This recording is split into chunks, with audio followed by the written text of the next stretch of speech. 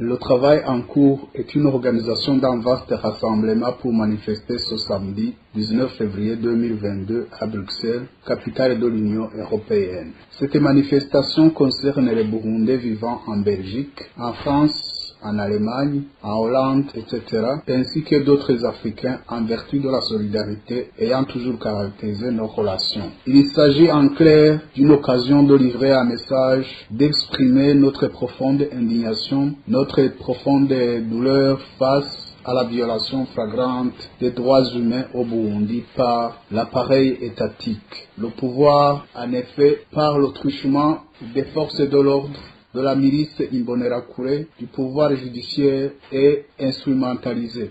Il faut noter que c'est un moment propice pour livrer ce genre de message dans la mesure où tous les présidents africains, en particulier le président du Burundi, son Excellence Evariste Ndayishimiye, sont rassemblés à Bruxelles avec leurs homologues européens dans le 6e sommet Union européenne-Union africaine. La manifestation trouve donc son explication dans le fait que c'est au lendemain de la publication de la levée des sanctions économiques qui avait été prise contre le Burundi sous prétexte qu'il y a eu une nette amélioration dans le respect des droits humains. Or, selon le rapport récent de la Ligue ITK, les chiffres sont accablants. En effet, du 18 juin 2021 à janvier 2022, 1241 morts sont enregistrés.